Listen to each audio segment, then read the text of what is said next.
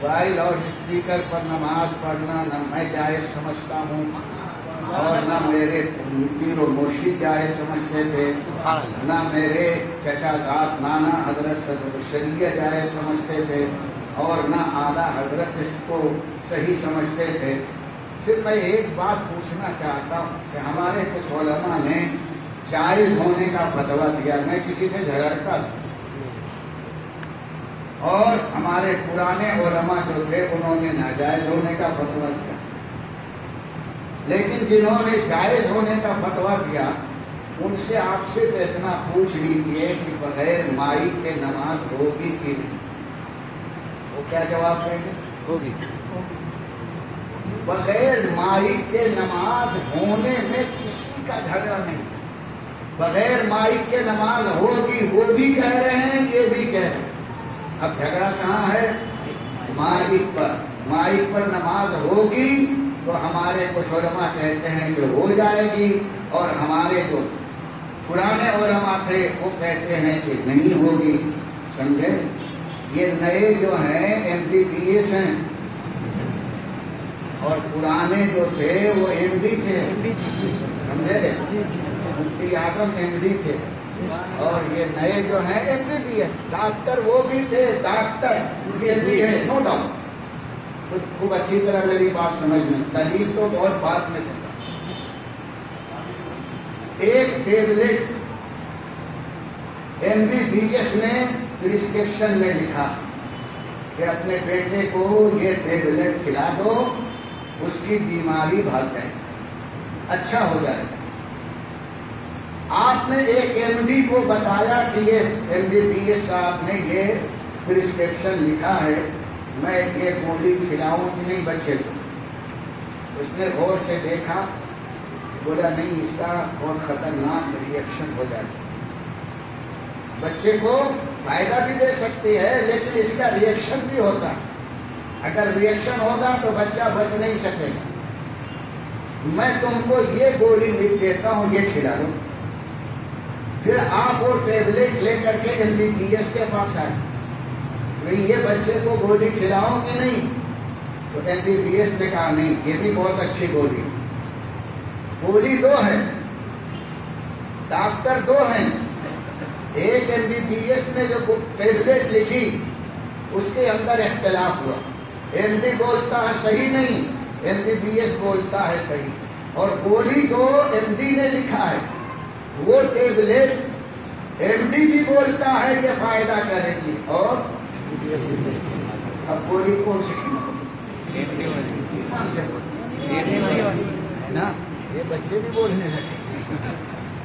جس ٹیبلٹ میں اختلاف نہ اس کا ہے نہ اس کا ہے، آنکھ بند کر کے آپ اس کو کھلا دیں گے، اس لیے کہ اختلاف والی چیز میں آپ بھی ڈاؤٹ فل رہیں گے، معلوم نہیں ری ایکشن ہوگا کہ نہیں ہوگا، اس لیے بہتر یہ ہے کہ ایسی ٹیبلٹ کھلاؤ کہ جس میں کوئی وعدہ ہی نہ ہو۔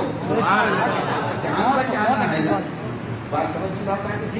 اب آگے کی بات بولو، ہم سب کو قیامت میں جانا ہے کہ جانا ہے؟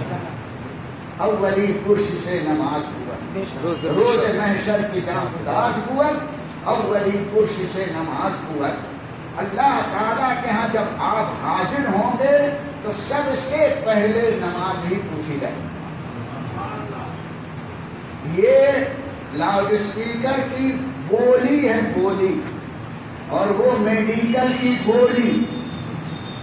جب ایک بولی میں اختلاف ہو گیا تو اس بولی کو آپ استعمال کرتے ہیں جو سہمتی سے دونوں کے لیے صحیح ہے، ایسے ہی یہ حضرت لاؤڈ اسپیکر کی بولی ہے۔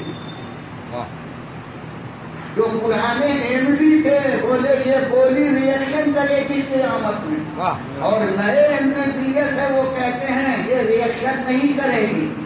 اور ان MBBS سے پوچھو کہ لاؤڈ اسپیکر کی بولی کے علاوہ اگر ہم نماز یوں ہی پڑھے تو نماز ہوگی کہ نہیں؟ بولے بے شک ہو جائے گی۔ تو بغیر لاؤڈ اسپیکر کے نماز میں کسی کا اختلاف نہیں ہے، تو وہ کام کرو کہ جس میں کوئی اختلاف نہ ہو۔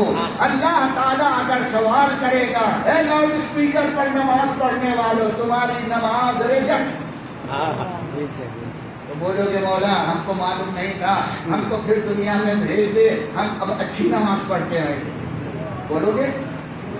اور اللہ تعالیٰ اگر فرمائے کہ جن لوگوں نے بغیر لاؤڈ اسپیکر کے نماز پڑھی ہے سب کی نماز قبول، بھیا ایسی نماز پڑھو کہ وہاں اگر فیصلہ ان کے بارے میں ہو جائے ان کے بارے میں ہو جائے. اگر لاؤڈ اسپیکر پہ نماز پڑھی ہوئی ریجیکٹ ہو گئی اور بغیر لاؤڈ اسپیکر کے قبول کی گئی تو ہمارے ہاتھ میں دونوں رکھ دو، ہم تو وہاں انشاءاللہ صحیح سلامت بھی رہیں گے.